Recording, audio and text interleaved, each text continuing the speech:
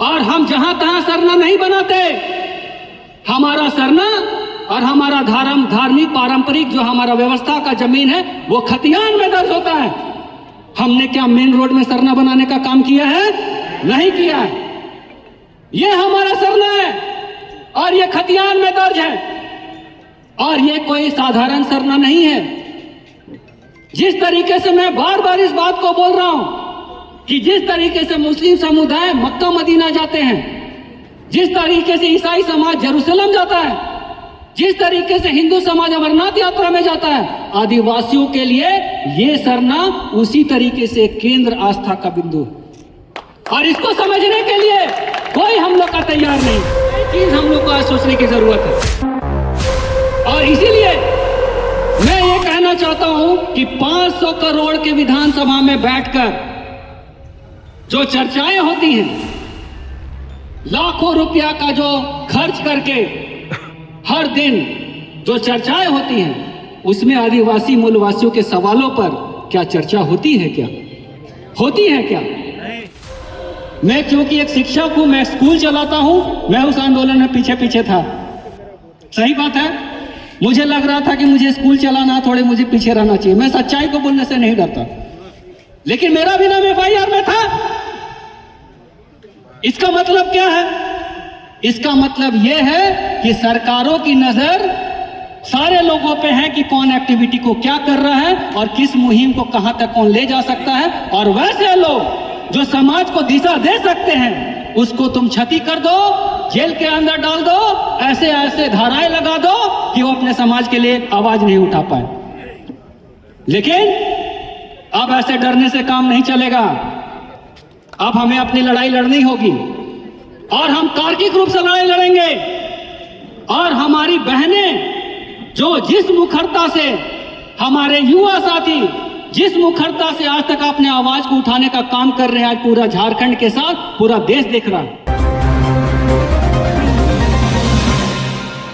बैठक हो रही है, उसमें पहले बार मैं नारा देना चाहूंगा कि जय भारत जय संविधान। वो इसलिए देना चाहता हूं कि हम लोग सभी भारत के नागरिक हैं और इस भारत में जो है स्वतंत्रता और धर्मनिरपेक्षता, साथ ही अधिकारों की बात होती है और संविधान की भी बात होती है। और इस संविधान ने हमें लोकतंत्र व्यवस्था हमें अपने देश में दिया है। और मैं कुछ बातें बताना चाहता हूं कि क्यों आज हम अपने को पीड़ित महसूस कर रहे हैं। आज हम अपने को पीड़ित महसूस कर रहे हैं कि हमारे बाप दादाओं ने, हमारे पुरखों ने जब आजादी नहीं थी तो आजादी के लिए अपना लहू से इस देश को सींचने का काम किया।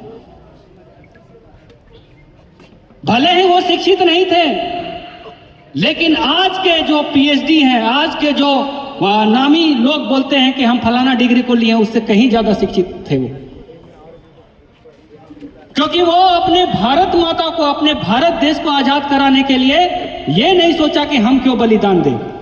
उन्होंने ये नहीं सोचा कि मेरी हैसियत नहीं है, हम नंगे बदन क्यों लड़ाई करें, हम नंगे पांव क्यों लड़ाई करें, मेरे पेट में अन्न नहीं है, हम क्यों लड़ाई करें। ये हमारे बाप दादाओं ने नहीं कहा। हमारे बाप दादा जो है कफन बांधकर निकल पड़े अपने देश को बचाने के लिए। इस आशय के साथ उन्होंने लड़ा कि जब देश आजाद होगा, जब स्वतंत्रता होगी और देश का जब संविधान लागू होगा तो हमें अधिकार मिलेंगे। और हमें पता है, हम दो शब्दों को यहां पर बोलना चाहते हैं। हम लोग जिस दिन रैंप में यहां पर आ रहे थे, मैं बोलने से गुरेज नहीं करता, मैं क्योंकि एक शिक्षक हूं, मैं स्कूल चलाता हूं, मैं उस आंदोलन में पीछे पीछे था।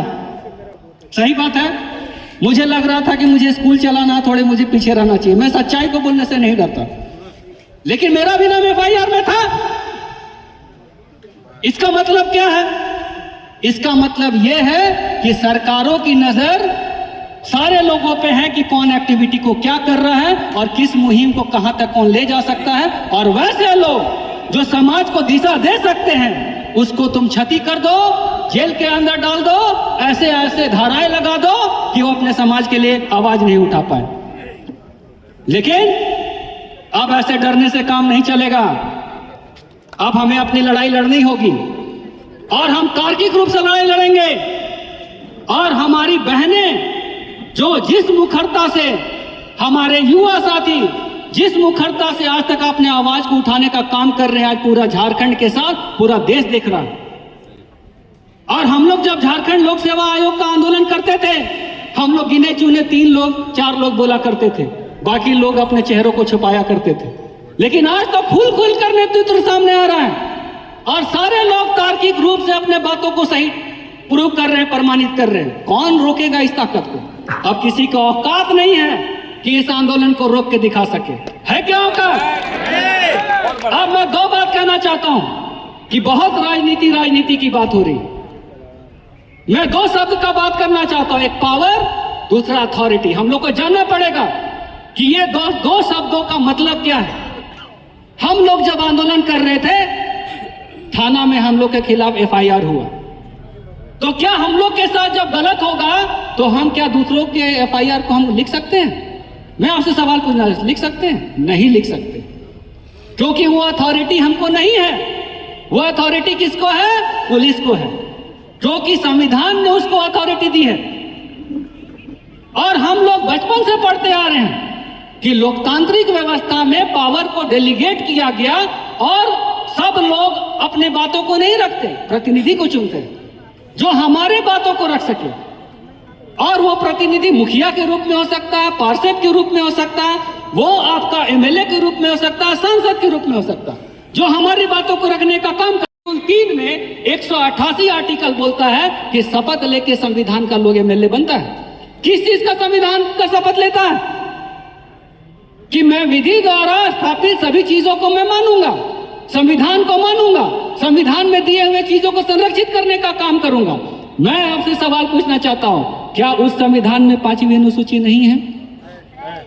क्या उस संविधान में 6ठी अनुसूची नहीं है? क्या उस संविधान में CNT SPT नहीं है? क्या उस संविधान में विल्किंसन रूल नहीं है? क्या उस संविधान में ट्राइबल सब प्लान का पैसा नहीं है, TSC का गठन नहीं है? सारी चीजें। तो ये चीज हम लोग को आज सोचने की जरूरत है। और इसीलिए मैं ये कहना चाहता हूं कि 500 करोड़ के विधानसभा में बैठकर जो चर्चाएं होती हैं, लाखों रुपया का जो खर्च करके हर दिन जो चर्चाएं होती हैं, उसमें आदिवासी मूलवासियों के सवालों पर क्या चर्चा होती है? क्या होती है? क्या हम भाई बहनों ने, हमारे समाज के लोगों ने जब इस बात को महसूस किया कि जब हम अपने मुख्य सरना स्थल को नहीं बचा पाएंगे और हम जहां तहां सरना नहीं बनाते, हमारा सरना और हमारा धार्मिक पारंपरिक जो हमारा व्यवस्था का जमीन है वो खतियान में दर्ज होता है। हमने क्या मेन रोड में सरना बनाने का काम किया है? नहीं किया है। ये हमारा सरना है और ये खतियान में दर्ज है। और ये कोई साधारण सरना नहीं है। जिस तरीके से मैं बार बार इस बात को बोल रहा हूं कि जिस तरीके से मुस्लिम समुदाय मक्का मदीना जाते हैं, जिस तरीके से ईसाई समाज जेरूसलम जाता है, जिस तरीके से हिंदू समाज अमरनाथ यात्रा में जाता है, आदिवासियों के लिए ये सरना उसी तरीके से केंद्र आस्था का बिंदु है। और इसको समझने के लिए कोई हम लोग का तैयार नहीं है। और उस सरना का 10 फीट जमीन को पहले ही एक्वायर कर लिया गया। अब सवाल क्या उठाया जाता है कि जब DPR बन रहा था तो आप सोए हुए थे क्या? मैं सीधा सा एक चीज बोलना चाहता हूं, क्या तमाम मुख्यमंत्री यहां सरूल में नहीं आते? क्या तमाम सरकारों को यह नहीं पता कि लाखों लोग उस दिन यहां पर एकजुट होकर अपने आस्था, परंपरा, विश्वास को प्रकट करने का काम करते हैं? तो ये जो DPR जो बन रहा था, तो क्या मुख्यमंत्री ने इसमें साइन नहीं किया? तो अगर मुख्यमंत्री ने साइन किया तो क्या उनको नहीं पता था कि इसी सरना स्थल के सामने जो है इस तरीके के एक फ्लाईओवर का निर्माण किया जाना है? तो उनके जहन में ये बात कैसे आई कि यहां पर इस तरीके से निर्माण होना चाहिए? तो हमारे आस्था विश्वास के साथ कहीं ना कहीं एक खिलवाड़ करने का काम किया जा रहा है, एक षड्यंत्र करने का काम किया जा रहा है। हम तो इस चीज को महसूस कर रहे हैं। हमारी बहनें अभी बात को बोल रही थी और वो दिल से बात को बोल रही थी कि आज जो बड़ा बड़ा मकान दुकान प्रतिष्ठान, सारी चीजें बन रही हैं, वो कहीं भी हमारा नजर नहीं आता, लेकिन जमीनें हमारी है। और उस जमीन में बड़े बड़े 5 मंजिला 6 मंजिला 10 मंजिला इमारत खड़ा करके जो जमीन का मालिक हम थे, रैयत, उन्हीं की माँ बहनों को जूठन बर्तन साफ करने का काम करते। इस बात का दर्द हमारे विधायकों को नहीं है, इस बात की चर्चा विधानसभा में नहीं हो। और इस चीज को मैं आज महसूस कर रहा हूं। मुझे लग रहा था कि पलायन का समस्या केवल ग्रामीण क्षेत्रों में, लेकिन ये पलायन का समस्या रांची राजधानी में भी है। जो करोड़पति हैं, जिनके करोड़ों की जमीन है, उनको भी तमिलनाडु, हरियाणा, पुणे, दिल्ली डोमेस्टिक वर्कर के रूप में काम करने के लिए जाना पड़ता है। लेकिन इनके लिए कोई नियम नीति इस झारखंड राज्य में नहीं बनेगा। आज मुख्यमंत्री जो है 1,36,000 करोड़ केंद्र से मांग रहे हैं और वो बोल रहे हैं कि हमारे कोयला का पैसा हमारे राज्य को दो, हम विकास करेंगे। हम बोल रहे हैं कि माननीय मुख्यमंत्री जी, आपका जो मांग है जायज मांग है, लेकिन आदिवासियों की भी एक मांग है कि 5वीं अनुसूची में जो ट्राइबल सब प्लान का पैसा है 22,000 करोड़, वो हमको देने का काम करिए। वो 22,000 करोड़ हमें चाहिए। और अभी हमारे साथी बोल रहे थे कि उस 22,000 करोड़ में से सरकार की तमाम योजनाओं को चलाने का काम किया जा रहा है। मैया सम्मान योजना में हमारे आदिवासियों को पैसा देने का काम किया, सड़क बनाने के लिए, पुलिया बनाने के लिए, और हमारे चीजों को संरक्षित करने के लिए ट्राइबल सब प्लान का पैसा खर्चा नहीं किया जा रहा।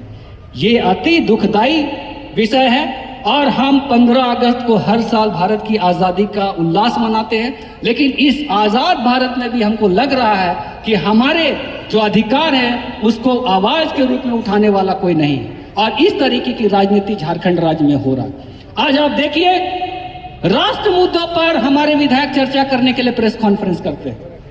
जो लोकसभा राज्यसभा में जो बिल आता है उसको बताने के लिए, सही ठहराने के लिए प्रेस कॉन्फ्रेंस करके उसको सही बताने का काम किया जाता है।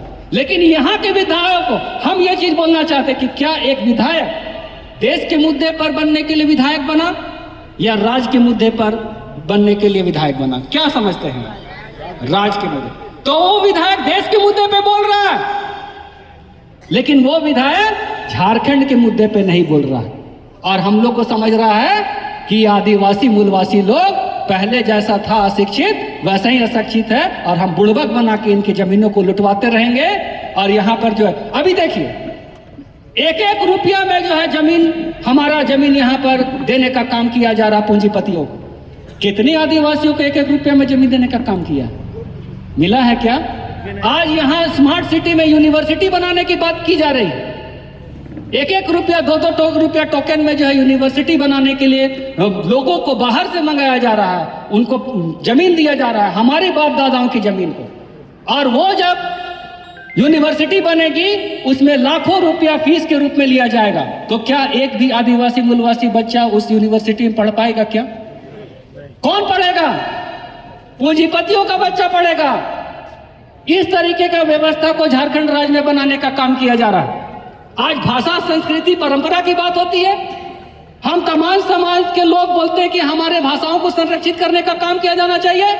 हम हेमंत सोरेन की सरकार से पूछना चाहते हैं कि कितने विद्यालयों में आपने कोड़क, मुंडारी, हो, संथाली, खड़िया भाषा का और यहाँ के क्षेत्रीय भाषा का पढ़ाई शुरू करने का काम किया क्या?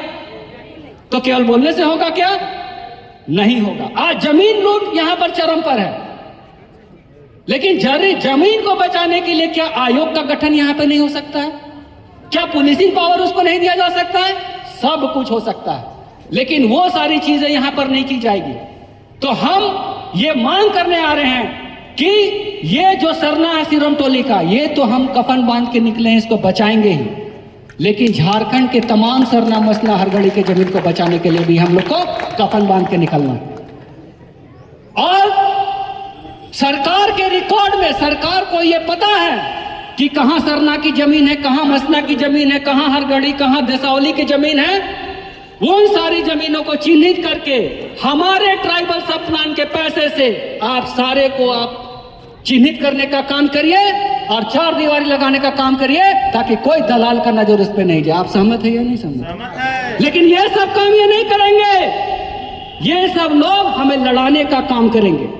और आज हमारे ही लोग क्या बोलते हैं, राजनीति हो रही। ये राजनीति ही है कि इस आजाद भारत देश में जहां पर संविधान लागू है और इतनी सारी जो है प्रावधानें हमको संविधान में मिली हैं, आज साटा पट्टा पे पूरा रांची को खत्म कर दिया जा रहा है। आज कौड़ी के भाव में जमीनों को ले लिया जा रहा है, डरा के धमका के पैसों के बल पर तमाम चीजों से जमीनों को लूटा जा रहा है। लेकिन इस सवाल पर बोलने वाला कोई झारखंड राज्य में नहीं है और इसीलिए हम लोग को लड़ाई लड़ना होगा और लड़ाई लड़ने के लिए जागरूकता बहुत जरूरी है, सवाल खड़ा करना बहुत जरूरी है। और इसीलिए हम यही बोलेंगे कि जो भी आज निर्णय हो, जिस तरीके से विधायकों को घेरने का काम किया गया, आज अगर आप देखिएगा कि सरना समिति का जो काम होना चाहिए था, अगर ईमानदारी से सरना समिति का आज काम होता तो एक आह्वान पर लाखों लोग सड़क पर निकल जाते, एक आह्वान पर लाखों लोग सड़क पर निकलते। और जिस दिन लाखों लोग सड़क पर निकलते ये सरकार बाध्य हो जाती, घुटने टेकने पे मजबूर हो जाती। लेकिन आज वो काम नहीं हुआ, लेकिन ये काम हमको करना है और लाखों की संख्या में हमको रोड पर निकल के बताना है कि हम अपने अधिकारों को लेकर सचेत हो गए और इसके लिए जागरूकता फैलाने की जरूरत है और झारखंड के तमाम मुद्दों पर हम लोग को लड़ने की जरूरत है। और ये झारखंड का जो युवा पीढ़ी है और जो यहाँ के आदिवासी मूलवासी लोग हैं, केवल दूसरे प्रदेश में जूठन बर्तन साफ करने के लिए नहीं बने और असल में अब हम लोग को मालिक बनने के लिए काम करना पड़ेगा।